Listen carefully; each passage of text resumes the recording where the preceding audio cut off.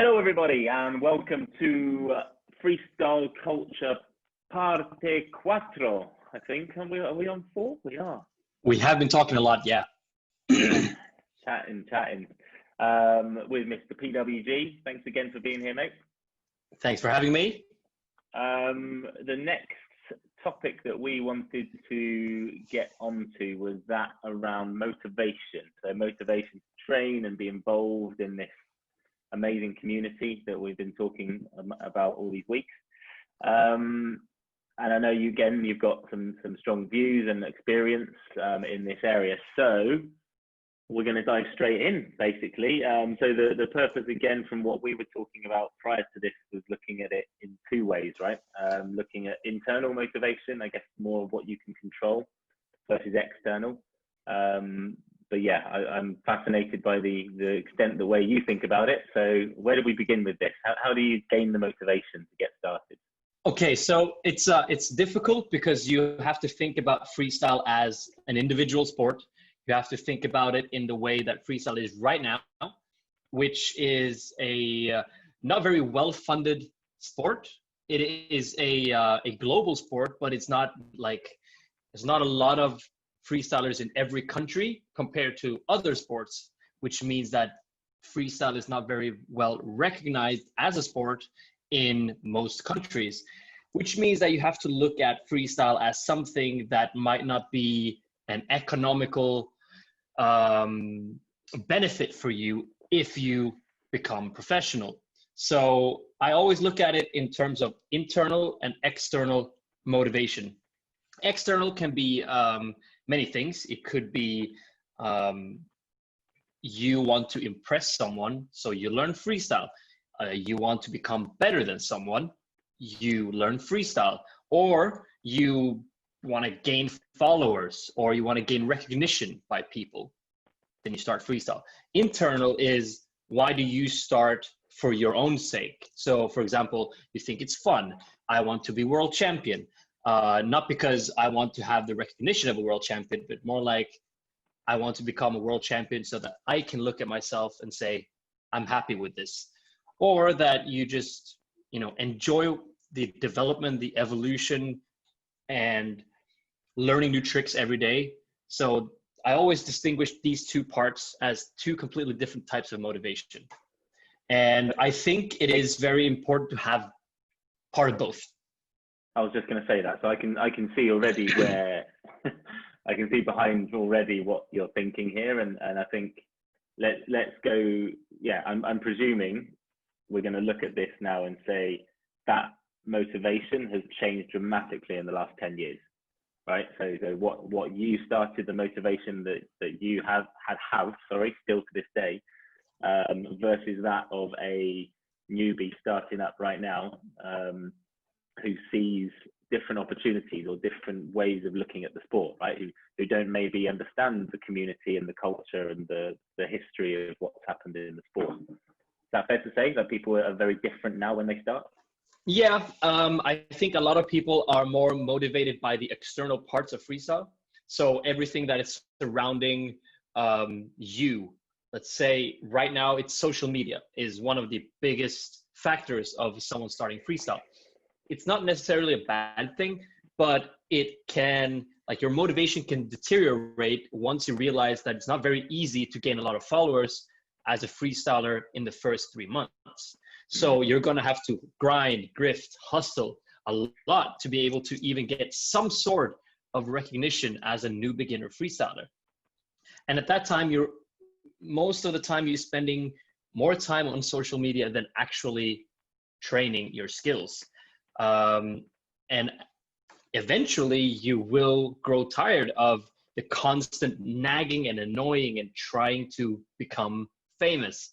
And that's when you kind of need that internal motivation, so that, okay, I'm going out to train because I want to. I'm going out to train because I want to develop. I want to land this trick, and I want to land this trick because the adrenaline and the dopamine, that the rush that I feel when I land something new, is like a drug, and that's what I want.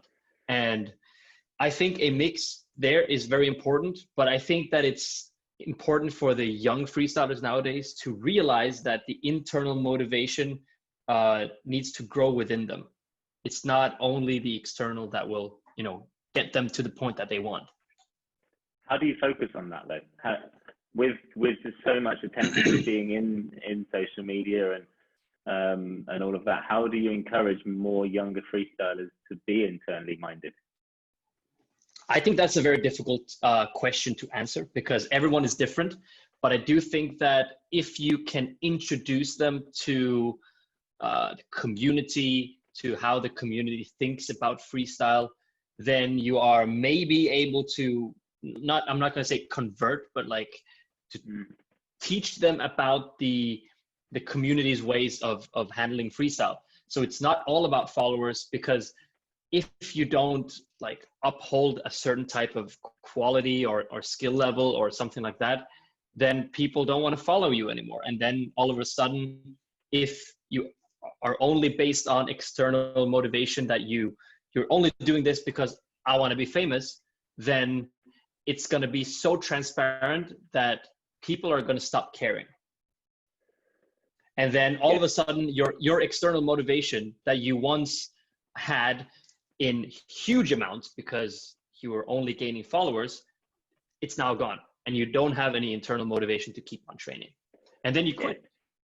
It's the foundation, that's right. So it's actually, and this is good, because so one other thing I wanted to say that sprung to my mind when you were talking through the basics there were the basics of actually learning freestyle. And it's kind of similar, like it's not necessarily about fame for everyone, but you certainly see a lot of more freestylers now going straight in at the deep end because they've seen someone do this crazy 3-rev trick or a no-touch combo, and they're forgetting the fact that if you haven't got the touch and the body awareness and the balance and the basic juggling skills, just to be able to control your own ability on the stage or wherever you are, then you're going to be useless because you've got nothing to fall back on. It's the foundations of all of it, right? Yeah, and I think that the basics is a very important part of it because it's all baby steps. You start off, you set a goal, I want to land a 3-rev. I want to land a palette around the world. You can't just start juggling and then hope and then just wiggle your legs and just hope for a palette to land. You have to build up certain skills, and those small goals will be a big part of your internal motivation because you set those goals for yourselves. Like, I want to land 5 around the world in a row. That's a part of your goal. And when you land that, you're going to get happy and you'll be motivated internally because you were able to develop from not landing a single around the world to be able to land 5. And then you can eventually start building yourself up to landing a palette around the world. And then you realize, like, if you upload it, that's great. And if you get recognition for it being super clean and super nice and well executed, that's super good as well.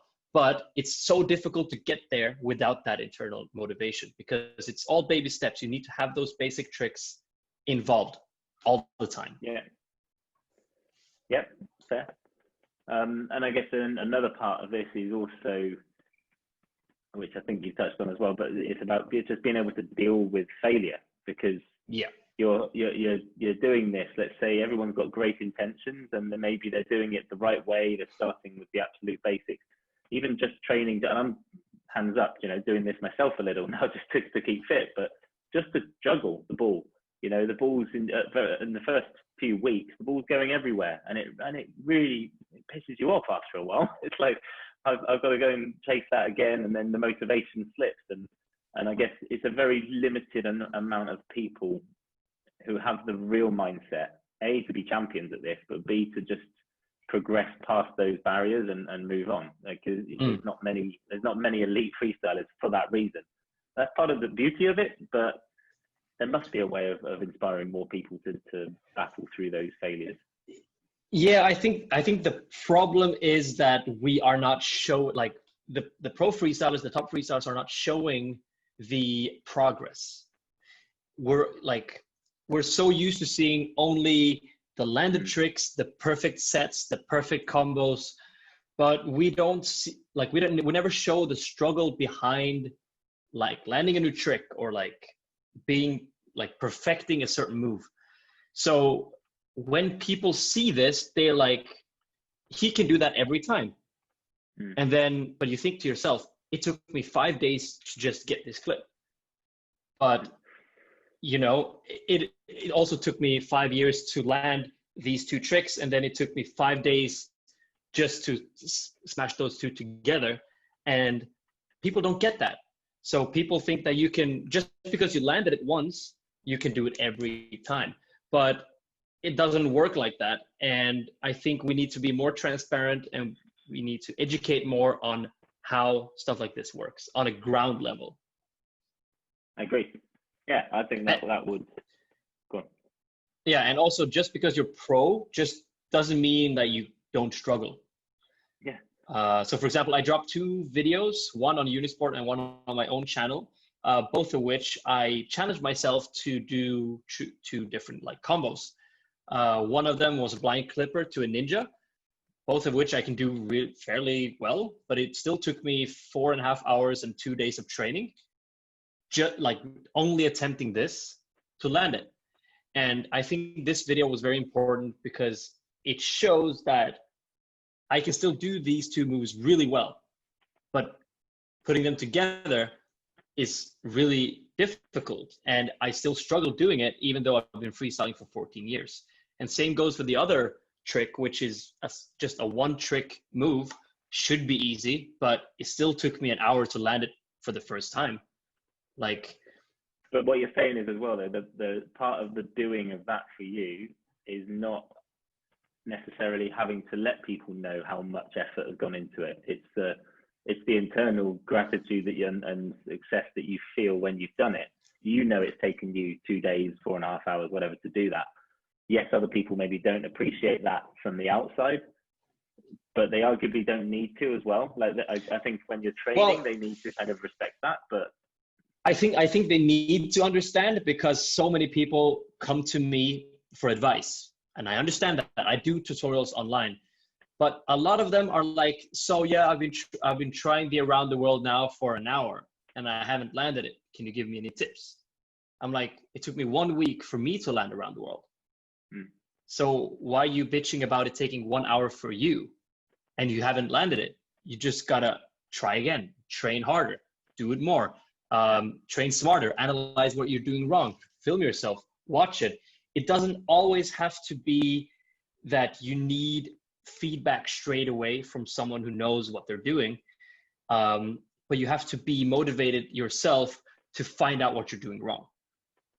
Right. You get what I mean? And I think that if I show that I struggle with certain moves, then I think that other people will understand that they also need to look back at what they're doing and that they're also struggling. Even though it's a simple trick, around the world is a simple trick, but you still need to go through, you know, the process of learning the movement, consistency, and, you know, the pain that goes through in your hip every time you do it. Like I'm teaching my girlfriend around the world. She hasn't played football for 15 years, but I challenged her to be able to do an around the world from juggling, and then, you know, around the world and then juggling again. And now she's like very motivated to try it. So last night she was training at 11:30 at night in the living room, just because she wanted so badly to learn how to do it. And sometimes I give her, you know, tips like, yo, you're doing this wrong. But sometimes I tell her that you need to figure out what you're doing wrong for yourself, so that you feel better when you land it. So it wasn't just me like holding your hand through it all. And again, that's a hard thing. That's a hard thing now, when you can just Google and get tutorials for stuff now. People expect that kind of feedback, don't they? That's a hard thing to assume that people are going to take on. Yeah, and I think that that's the issue as well, because the progress for me was one of the most enjoyable things. I know that like in the first like 5 years in freestyle, I didn't develop very fast, and I'm still not developing like new moves very fast, because I still go through the same process as I did 14 years ago. Like I see something that I like, or find out about something that I want to do, and then I find out a way to do it, and then I try to perfect that move by adding every single trick that can be added to that trick. And all of a sudden I have landed, let's say, 400 combinations of something that I will never do in a competition, that I maybe filmed on a camera once and never will do again. But that's the internal motivation for me. And that's why I probably, for the past like 10 years, would have needed way more external motivation so that I could, you know, become a better performer, become a better battle freestyler, or maybe become better at social media or making YouTube videos. But I've always done this for myself.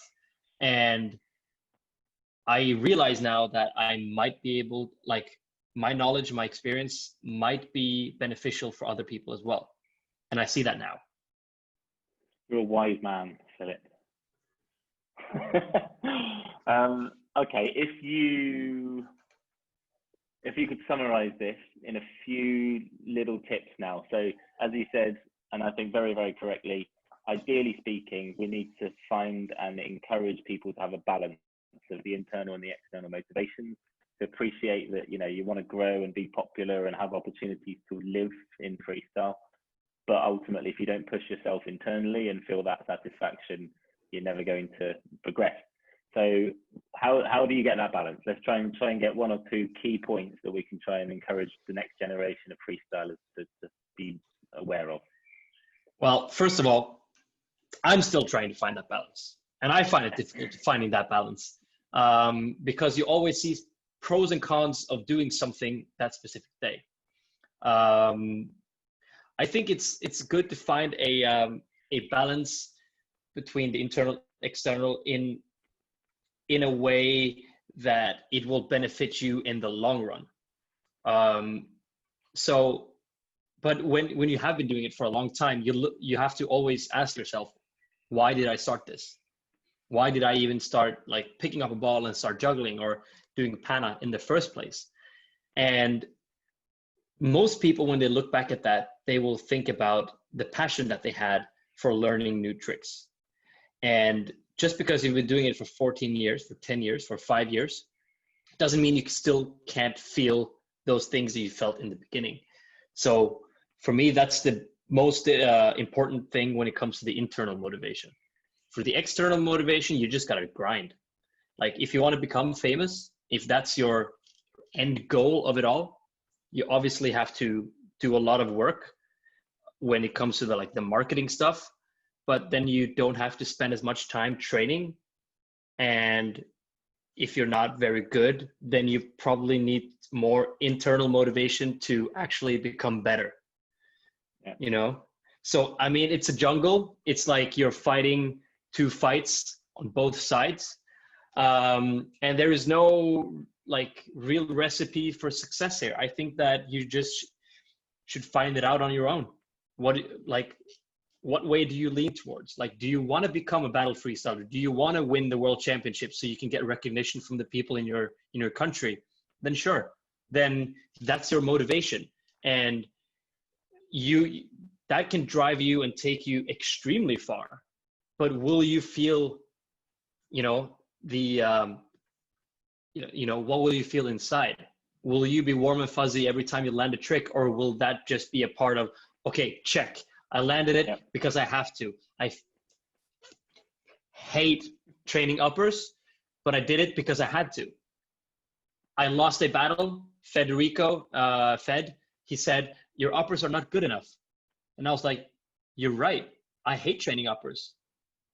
So what I did is that I spent 2-3 months training uppers. Yeah. And that's the external motivation. But now I realize that uppers is a lot of fun if you just get started with it. And now I don't need Fed's confirmation or his motivation to tell me to train uppers. I do that by my own now. Yeah. And you're saying, put it in a few sentences, and I did not. No, but you kind of did. It's good. It summed it up, I think, really well. And I think, yeah, ultimately that balance has to be there, and there needs to be a few triggers usually as well, whether it's someone saying something or you've just seen something else that's inspired you. So, and I think coming back to something else that we've always said throughout, in the beauty of the community and the way the sport is, you're only going to really understand that when you get face to face and hang out and be part of it. You know, don't sit behind a computer screen or a camera doing this on your own all the time. It's great that you can do that, and that's one of the beauties of the sport. You can do it anywhere just on your own, but get to Super Bowl, you know, get to the meetings where you can learn from you and from the best freestylers, because everyone's so open about it that you can literally ask these questions, hang out, jam, train together, and discover your own pathway. So that's what we need to see more of. Yeah. And if there aren't any freestyle meetings in your country or a city, organize one. Yep. Like it's not that difficult. Just, okay, who wants to come to my city and have a freestyle meeting tomorrow? Yeah. Done. That's how I started, like getting motivated a lot. Other people pushing me pushing them, and then together we became a lot better than if we would have just trained on our own in our own backyard. Yeah. Okay. And that's another external motivation, just other people pushing you. It is. Yeah, sometimes that does really help, right? Love it. Thanks, mate. Another successful session. Hopefully. Yeah, stay tuned. Post your questions, please. And if you want to hear some more opinions from Mr. PWG, then let's set that up again soon. But thanks for watching, and